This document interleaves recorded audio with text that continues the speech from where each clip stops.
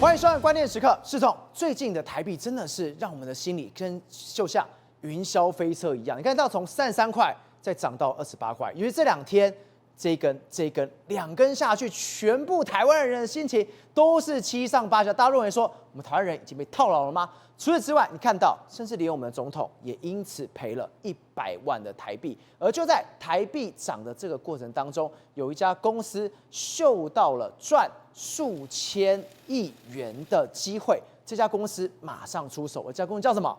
叫做台积电。对，没错。上这几天的时候，全民应该都感觉到说，你的荷包上上下下。为什么我们荷包上上下下呢？因为新台币呢，在这几天的时候是上上下下。稍后你知道这一波新台币从33块涨到约莫是前一天呢来到28块多。事实上，在这一波涨幅的过程里面来说，我们每一个国民的这个薪水都增加，荷包都增加，但是很多公司亏得很惨啊，寿险公司啦，然后外销公司亏得非常惨啊，很多人都是荷包受到非常大的这个影响。甚至在昨天跟今天的时候，台币出现这样2根，这是史上罕见哦。你看这一根是往上台币是贬值，那往下是升值。也就是说，因为昨天呢是6月底，那6月底的时候，外销出口厂商都是以6月底当成是结汇的这个日子嘛，所以就把它往下灌，原本到28块了，然后就把它灌到约莫在30块。但是今天呢？今天7月1号开盘的时候，该回去的就还给你。今天就大升，昨天贬7角多，今天大升7角多，这也太夸张了。对啊，所以这史上罕见啊，我们很少上上下下的，对，很少看到说新台币这边上上下下。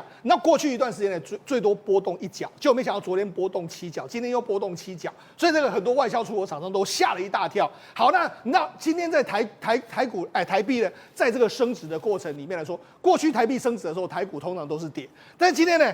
台股反而是大涨，因为为什么？因为外资大幅的进来，外资今天买超台股471亿，然后买了非常多股票，然后让台股往上冲的一个状况。所以我就说，如果台币继续的强势的，现在我们央行在取缔外资呢，你一定要买台股哦，你不能够买什么反向 ETF 哦。所以搞不好接下来台股有可能会跟着台币开始往上冲。好，那你知道，事实上在这一波的这个行情里面，刚才赵娥讲到，有一家公司呢做跟大家不一样。那我们大家现在都在怎么反着做吗？我们现在大家都在换，很多台湾的人、有钱人都在把美金换成台币，对不对？对。但是台积电现在是急的呢，把它的台币换成美金，也就是说现在呢是他要往美国前进，往美元部位前进去的一个好机会。我们讲他的想法跟我们大家不一样，那就是因为他是台积电。好，那我们就讲，那美元这样上上下下的过程里面来说话，这个到底是不是这是谁在搞这个鬼？我跟他讲，事实上这一切呢。都是川普美国人在搞的鬼，他们现在让美元贬值呢，是他们要做的一件事情。等到呢，他们准备好的时候，会让美元再大幅升值。所以事实上，台积电也看得懂，所以他趁着这一波美元贬的时候，把很多钱呢从台币换成美元的一个状态。所以说，为什么大家那么紧张？那个上上下下就算了。对，我们总统亏了100万台币。对，没错。国安会吴钊燮损失10万台币。外交部长林佳龙好几千万台币的美国公司债，对，没错。是啊，我就讲嘛，这一波的这个台币升值的时候呢，很多人非常的惊慌，尤其是什么？我跟他讲，其实反而是前一阵子哦，你知道台币升值的时候，谁最倒霉？赵友，你知道吗？有钱人最倒霉，有钱人最倒霉。因为什么？因为有钱人他们这几年呢，他们都买了非常多美国的债券。对，那美国债券是美金啊，然后他想要1年收个3-4%利息，结果没想到美金大贬，他一大堆美金就变成是台币亏钱这样一个状况。所以我就说，反而是我们小老百姓没有受到影响，因为我们小老百姓很少买美债，反而是有钱人很惨。所以我跟他讲，这一波你不要以为台币升值的时候啊，我好像受伤了，没有。有钱人受伤比较严重，是这样子。对，很多有钱人买一堆美债嘛。好，我们举一个有钱人的例子，像寿险业，寿险业是买了很多美债，所以呢，寿险业呢这个单月暴亏1066亿台币嘛，是史上最多嘛。那有些就是因为美债，因为我持有美债，就因为持有美债是美元部位，现在变成台币的时候，台币升值亏损嘛，所以就变成是出现亏损的一个局面。亏到什么程度？他们现在账上还有一大堆美债啊。所以台币如果继续升值的时候，他们可能还会亏更多。所以现在我们央行怎么说？我们央行就说好了，我未来会给你放宽。比如说我们以前的保费，我们每一个保险公司呢，在征收保费的时候，都会多增加一个准备金。对，准备金要干什么呢？比如说，可能有人过世，有人车祸，我需要赔给你的钱嘛，那我把它增加。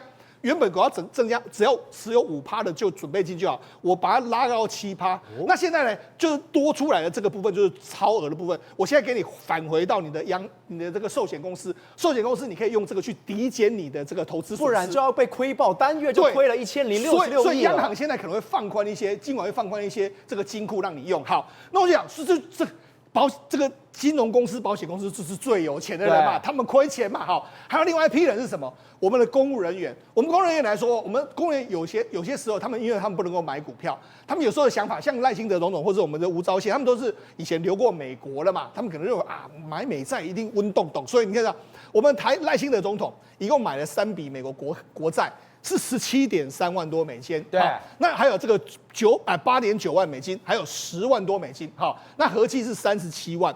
那37万来说，等值是新台币1186万。然后结果没想到呢，现在是31，这个当时用的是31块嘛。那现在这一阵子升值了，升值的时候现在已经赔掉100万了啊。对，就是减少100万，因为你换成台币的话就减少100万。好，另外吴钊燮夫人名下来说有美国的国家这个主权债券，申报的时候是123。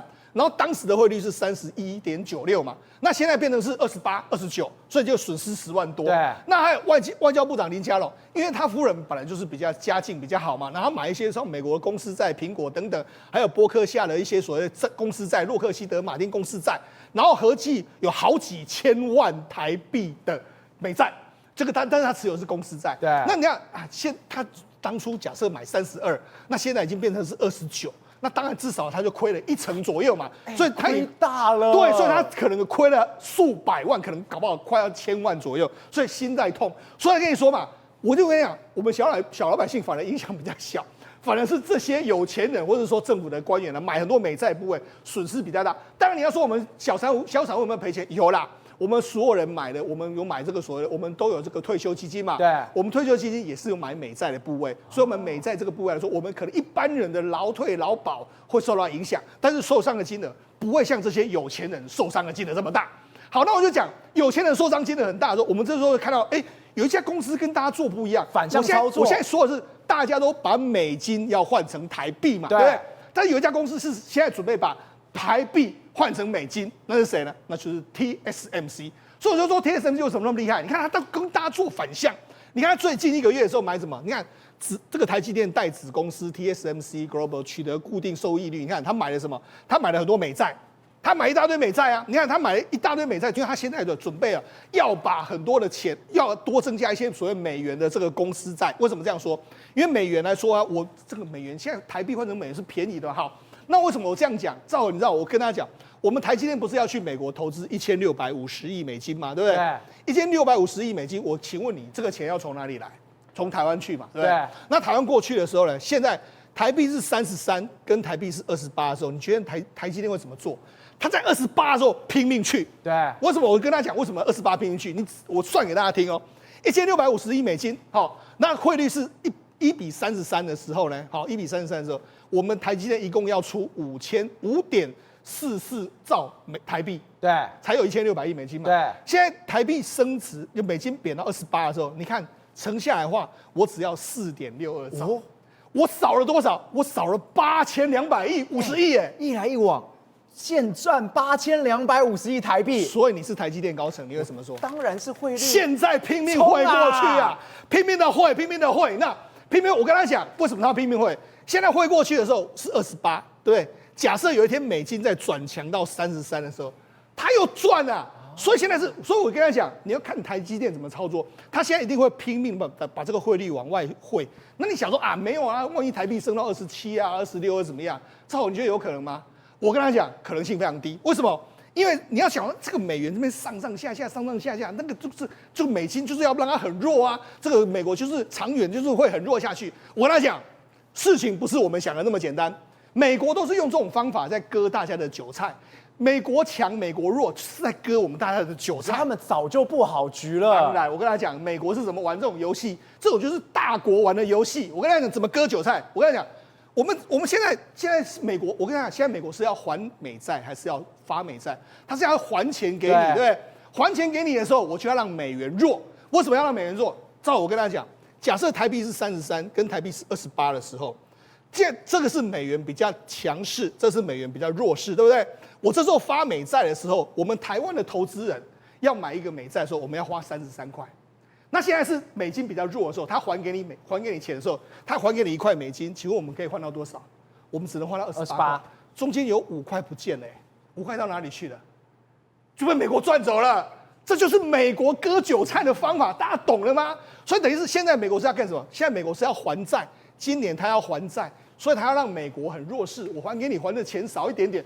等到美国整理完之后，他要开始重新发债的时候，他就会让美元转强，转强，他这样才能割大家的韭菜。现在很多现在外资的不是来台湾吗？等到外资来台湾买的非常多之后，他要割韭菜之后，就让美元转强，你资金就回到美国去割台湾的韭菜，这就是美国割韭菜方法。所以美国不可能会很弱的。大家都一直说台币会贬到20几，我觉得不可能。为什么？因为美国就是用这样来收割。好，那为什么我就说美国准备要收割？很简单，美国最近一段时间还会继续发美债。因为不是有一个大而美的这个法案吗？对，大而美的法案的时候，他这个大而美法案，你看这几天不是这个伊隆马斯克跟川普两个就吵起来了嘛？还在呛虾的。对，吵起来。那为什么会吵起来？因为大而美的法案呢，它看起来的话，因为大而美法案简单来说，它就是增加美国的这个税，这个所谓包括一般人的所得税啦，这个小费的费用啦，还有什么加班费用的税率把它降低。另外第二个是什么？第二个是让这个美国的企业降低税率，然后呢还增加美国国防支出。你看这个他的动作很像是谁？都需要钱，都需要钱。那动作很像谁？很像是雷根，因为雷根当年也是这样玩。所以那你知道川普最欣赏的总统是谁？就是雷根，他就跟他玩一模一样的游戏，玩一模一样。你看雷根那时候美元是很弱的。可是之后呢，雷根之后呢，美元就开始转强了。所以我就跟大家讲，这就是美国割韭菜的方式。美国就是用这样不断的在割全世界的韭菜。好，所以我跟他讲一个很简单的例子，就是共和党执政的时候，美元都是比较弱的。对，因为美元都是用来还债，而且共和党都希望出口就是要让美元弱。这个民主党就是让美元强。为什么？因为美元强的时候呢，他们可以怎么做？美国的内需会比较好。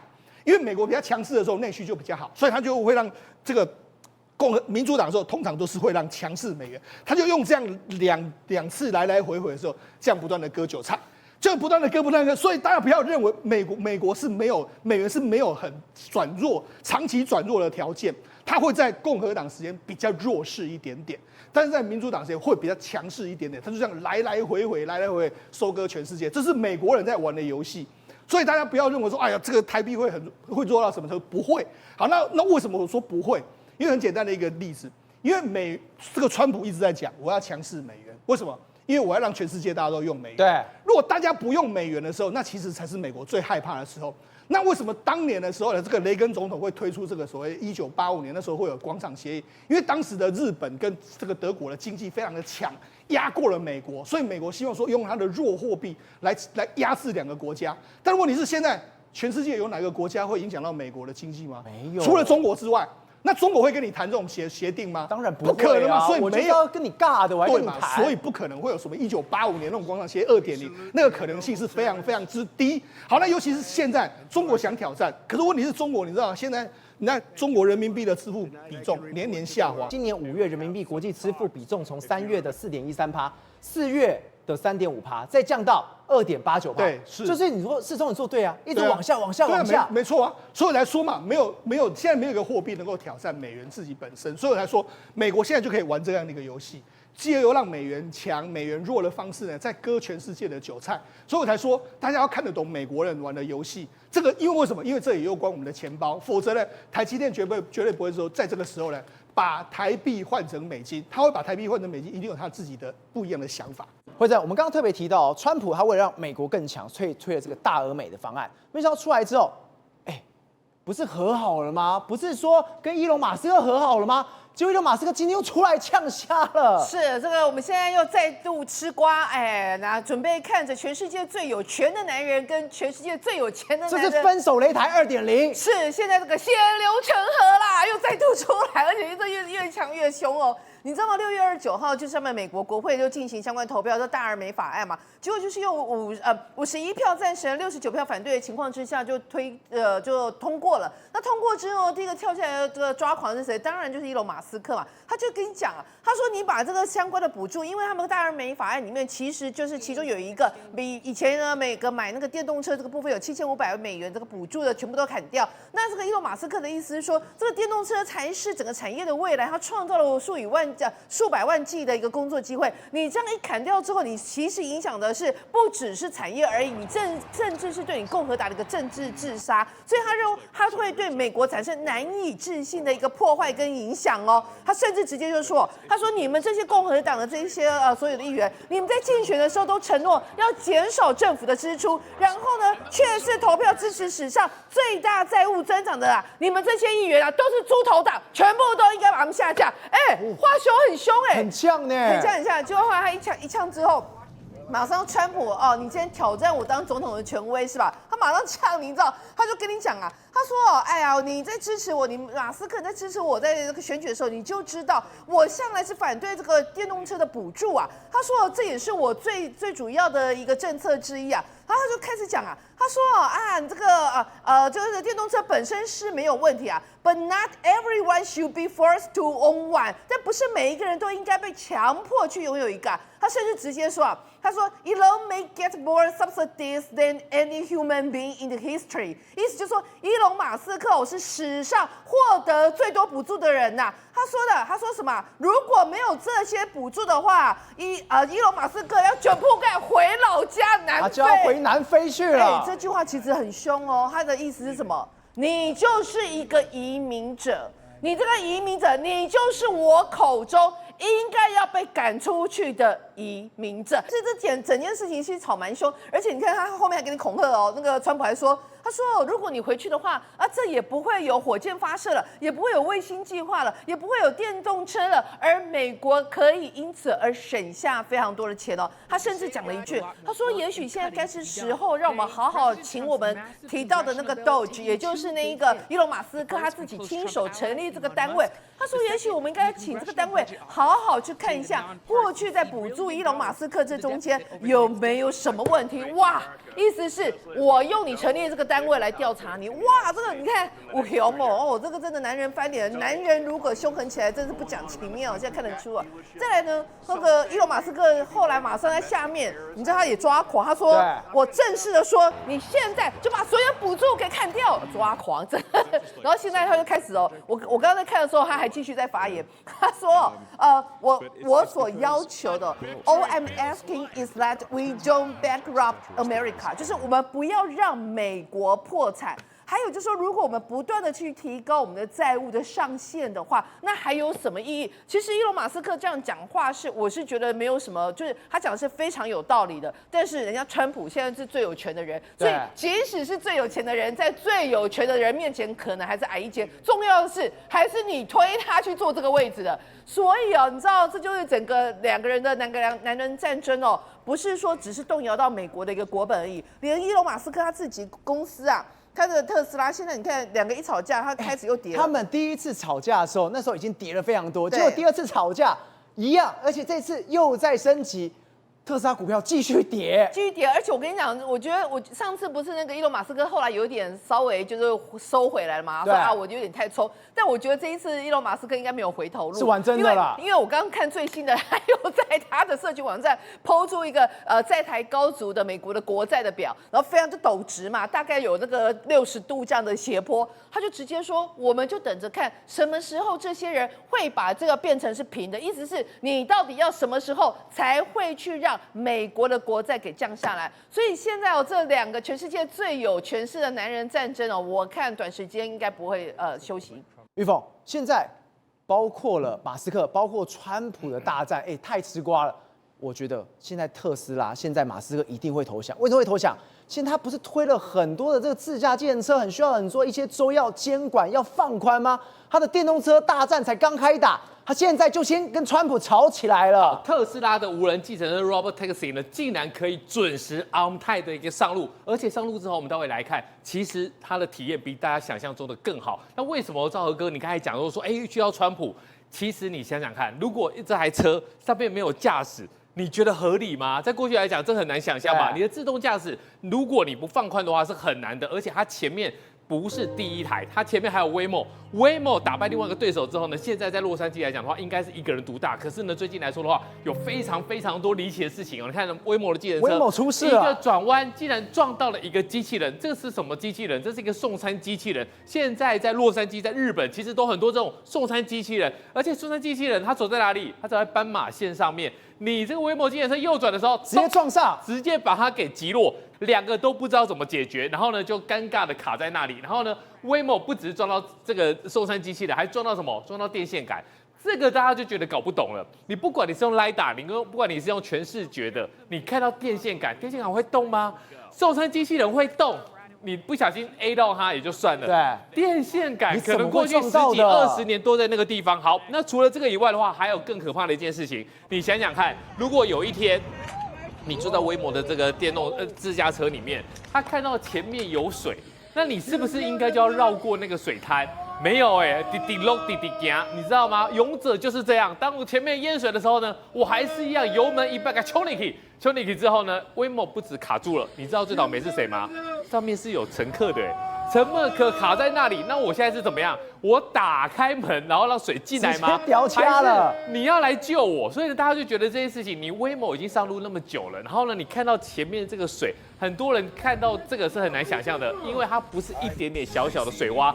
它是一大片的一个 block 这么大的一个水，你怎么会让不过去呢？那后来当然有人在讨论啦，如果你用 LiDAR 的话，会有这一种错误率；如果你用全视觉，当然没有。问题是现在来说的话，谁管你？如果我今天做到一个无人的一个自驾车，我就希望你可以平安的把我送过去嘛。那除了让你的乘客难堪之外的话，这个画面大家来看一下，这是一个 Waymo 它的一个停车场，因为现在来讲，在洛杉矶 Waymo 已经投放数百辆车了。那这个停车场，你不觉得它好像在开 party 吗？晚上又是有喇叭声响，然后呢又是在亮灯。你知道这个从上面往下看，会觉得说，这个是什么好莱坞的一个电影吗？但其实附近的居民非常的痛苦，他们搞不清楚你我之间在干嘛。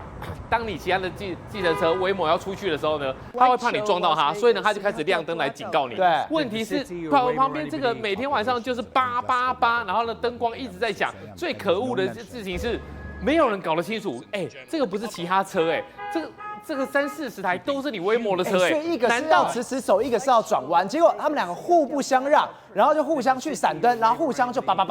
对啊，然后大家觉得天天都这样，难道你没办法互相横向连结吗？我今天先走，或是你先走，如果其中一台是人类驾驶的，那当然可能会卡住。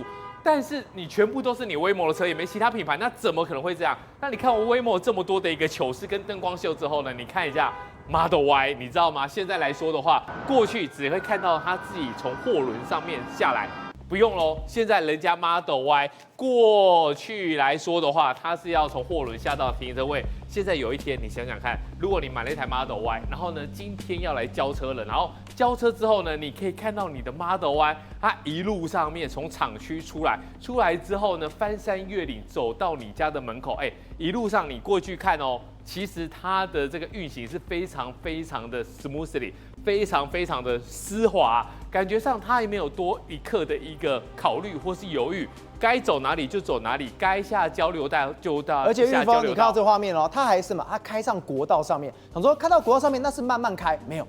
它时速是100多公里在那边飙的，都没有问题的，完全没有问题。然后到最后呢，我们可以快转到最后，当你的交车这个走到了你家门口的时候，哇！这个感觉非常的棒，你可以看看这一个买家欣喜若狂啊！过去来讲的话，你要怎么样？你要到他的展点，然后呢把车牵回来，不用。现在是你买了车，然后这个自驾车展现了完全的一个实力，然后呢跑到这里来，然后呢他的其他这个特斯拉的员工，恭喜你，你的 Model Y 来了，然后打开车门让他坐进去，这个感觉真的是一个非常提供很多的一个情绪价值。然后你再看 Robert Taxi 过去来讲的话，你要做一个监管，你就必须要去上路的测试。上路的测试，其实 Waymo 那个时候呢，其实要介入的时候，他是坐在哪里？坐在驾驶座，对，然后呢双手离开方向盘，表示说呢我这是自动驾驶。可是 Robert Taxi 他做了什么事情？他就像是驾训班的教练一样，我坐在副驾。什么意思？表示我对这个车有全的信任啊！但最特别的是，特斯拉它有一个很有趣的，你看哦，它的 Robotaxi 有时候会稍微违规，有时候看到警车会干嘛？自动减速。它会减速。为什么你知道吗？因为它的这个驾驶的一个体验不是单一的。不是说你现在 Robotaxi 一开始只投放10辆，你就这10辆的价值的经验可以累积。全世界有多少特斯拉？台湾有多少特斯拉？而这些特斯拉的驾驶人的行为都在他们的大脑里面。所以呢，其实它的 Robotaxi 有非常的一个人性，甚至有些时候为了省时间。它有一点稍微的一个逆向所以有些人讲说稍微逆向。对，这个是不是他真的是把这个人性化给做出来了？好，那现在来看一下为什么在特斯拉的 Robotaxi 上市的那一天，你知道它的当天股价涨到多少吗？10%它这么大的市值，一天涨到10%，为什么涨到10%？因为大家看出来说，以后卖车是一件辛苦的事情。你看其他的这个油车，你卖车，你后面要干嘛？要维修、要保养、要保固，然后3天2头要被客诉。对。可是如果你直接把 Model Y 给上路，把特斯拉给上路，你要赚的是什么钱？赚的是时刻钱。什么叫时刻钱？你想想看你把这些投放下去之后呢，你可以弄。当成类似 Uber 一样，1个小时它可以帮你赚多少钱？赚到15块美金。然后呢，一天可以营运10个小时。如果是一个人做一天做10个小时，你会觉得很累。车子不会觉得累啊，反正你投放出去的话就赚10个小时啊。如果你成本5万块的 Model Y 来算的话，要不要1年？不用1年。而且呢，当你的里程次数越来越多的话，代表什么意思？代表你的经验量越来越大。然后呢，你就会吸引更多的人。你甚至这个特斯拉你自己不用再投放车辆了。我今天如果我来上班，我上完班之后呢，把我的 Model Y 丢出去，它是不是就去赚钱了？对。Robotaxi 如果成功的话，你知道吗？它会打败什么？打败 Uber。你根本不需要 Uber， 根本不需要他们，所以我买了车，反正我不到1年我就回本啦。对啊，反正所以大家都会帮特斯拉去提供车辆，反正我需要车，而我不用车的时候呢，他就可以去帮我赚钱，你知道吗？这样算起来之后呢，每日的行驶是数百公里、几十万、几百万的车辆，那就是一个天文数字。所以呢，特斯拉它现在在下的这一盘大棋，不是要卖你车子，而是要把你的车子变成生产力工具。你买了车子之后，提供给特斯拉，让特斯拉也帮你赚钱啊！这个真的是已经是颠覆我们过去的想象。另外来讲，特斯拉还有一件事情就是机器人。那机器人未来的市场大不大？其实肯定大。你现在看亚马逊、Amazon 来讲的话，它的仓库机器人已经即将要超越人类的一个员工了。他现场部署100万台，对，都是机器人。你想想看，如果你今天当一个工厂的老板，然后呢，你要管100万人，哇！我想到就累。对，一个要看医生，一个家里小朋友要干嘛？哇，每天光这加单就弄不了。100万个机器人丢进去之后，会不会含扣？不会含扣，完全不含扣的。对，然后你看到他们现在人类其实已经很少主动进去做事情了，他只要监管 supervisor 这些机器人，而且这些机器人呢，他就帮你去拣货，然后帮你放东西，甚至它的力量是一个无限大的。你那些货在过去来讲的话，你必须要用堆高机，然后呢来把它弄到比较高的地方。现在不用，现在这些机器人自己找到自己的位置，自己找到自己出货的一个 pace， 反正该去哪里我就去哪里。而人类呢，你看一下这2个阿姨，哎呦喂啊！就坐在电脑前面。对，他说负责确认有无错误。我告诉你，这2个一看就知道在聊天，这2个一看就知道没有事情在聊天。为什么？因为机器人它会有一个自动学习，对，当第一次出错之后呢，它下一次会牢牢记住，而且不用一个一个讲。一个人学习之后呢，100万台全部学习了，所以你看这个数字，这是 Amazon 员工的数量。为什么之前要往上？因为他们的这个 Prime 会员越来越多，可是呢，到达一个临界点之后，2020的时候，2020之后呢，开始往下。为什么？因为机器人比人类好用多了啦。我不用一天到晚跟你谈心，我把它投放出去就好了。而他们人类越来越少，但是呢，每个员工可以处理的包裹，你知道吗？1000件。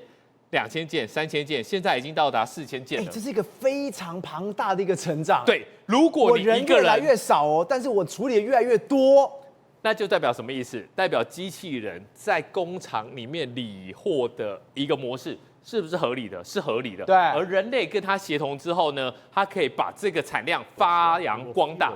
你想想看，一个人可以弄到4000个包裹，你在过去很难想象吧？你就算3头6臂，你也不可能。而他们在机器人的保护，在机器人帮助下面是完成的，所以 Amazon 做得出来。那你想想看，以后特斯拉它的机器人如果做出来之后呢，那是不是又是另外一个发动的一个引擎？宇轩，我们刚刚特别看到哦，除了特斯拉，除了这亚马逊，哦，有机器人，有这个所谓的无人车，现在全美国基本上是疯了。为什么叫疯了？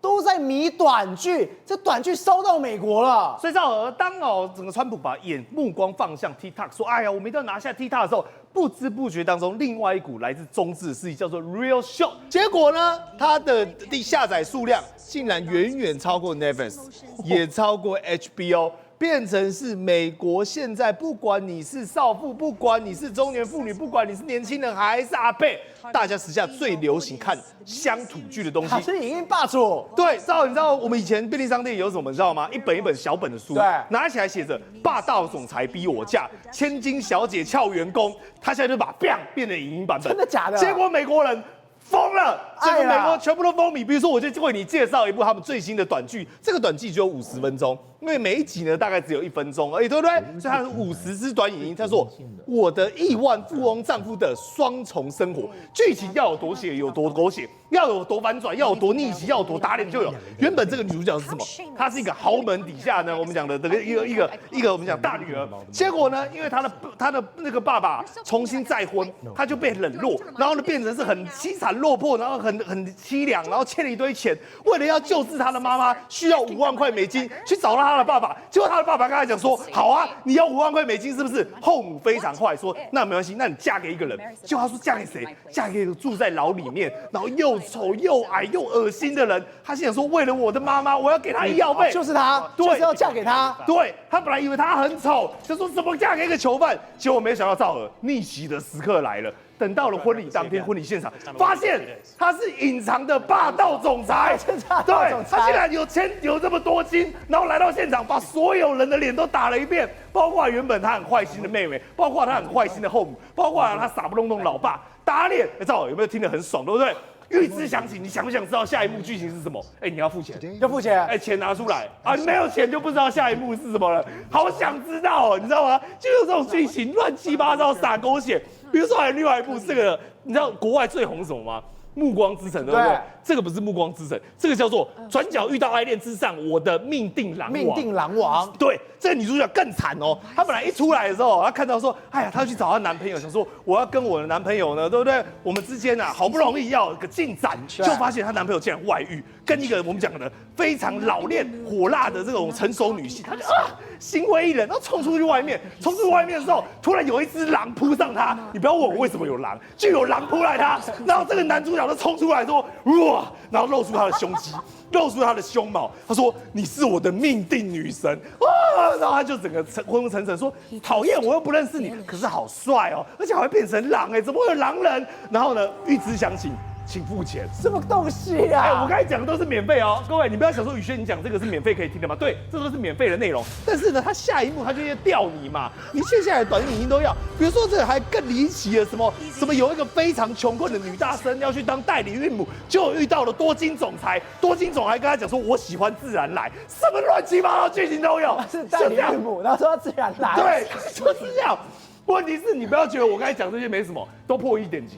全部每一部都破1点击，都超过1亿次观看。那甚至还有更扯，你知道吗？我觉得这太过分了，我觉得应该告他。这是汤姆汉克斯，对不对？对。曾经跟我们讲 Meg Ryan 演过非常有名的一部剧，叫做《电子情书》，对，就 You Got a Mail，OK？那里面就讲说，她这个女的是经营这种小书店啊，然后她是连锁商啊，然后造成她生意的影响，然后2个人因为电子邮件最后有爱恋。结果我没想到，你知道这个平台恶搞到什么程度吗 ？You got a mail， 没有，你得到了一名男性，他是电子邮件，他 You got a no mail a strong mail，OK， 他是乱搞的，把这个剧名都拿来抄。问题是什么？美国人买单呐！你不要吓我，连这种恶搞的，或许也破1点击。对啊，而且重点是什么？你知道吗？现在美国好莱坞没人要去了。全部人都跑来干这件事情，各位，我讲的是认真的哦。本来他们就是找了这种，然后你看哦，本来是开设这种短剧，那大家都觉得说瞧不起他，很 low 啊什么的。就北美50岁以上女性哦，来她的关键 TA， 付费率达50%。想看第3集、第4集、第5集的，2个当中就有1个付费，太可怕了，50%哎。然后他们很多题材啊，比如说之前有些热门的叫什么呢？总统爱上清洁工 ，OK，Janet。虽然我觉得这可能真实事件会发生啊，来穿越911救双子塔，都东西乱七八糟。然后我们就说，比如说举例好了，曾经哦，这是中国媒体报道的、哦，你会想说为什么中国媒体报道？因为我刚才不是跟你讲嘛，这中资另类的入侵，17万的美元得到200万元的美元收入，哎，吓死了！这倍比多少？所以很多哦，原本我们讲的日薪哦500块美元的这种演员，你知道跑龙套的嘛，去演一个倒地哦那种我们讲的不重要的角色，全部都跑来去演这个，然后都可以拿到3000到4000块。所以这个东西整个是一个雨后春笋的行业，因为 COVID-19 之后，整个都很惨啊，而且来可怕在这边。大量都是什么中国的影视留学生，比如说呢，曾经有一个影视留学生，他就说哦，我的目标是要拍一部我们讲好莱坞大片，可以得奥斯卡奖。后来发现罢工之后呢，根本没工作，所以他就去拍这个很 low 的，就拍他拍了一部片，这部片叫什么？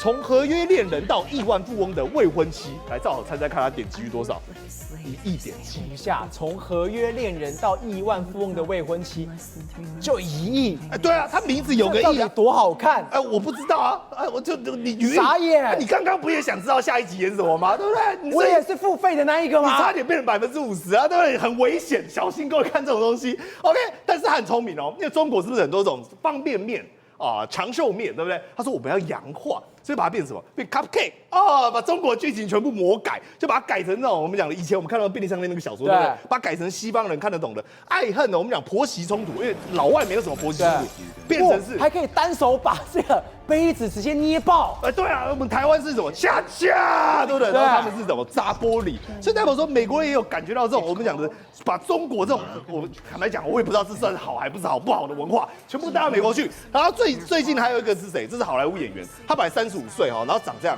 然后他说我本来都打零工啊，然后呢连房租都付不起。后来呢，我演一部的是什么？叫做卧底监狱王，就是这一部卧底监狱王哦。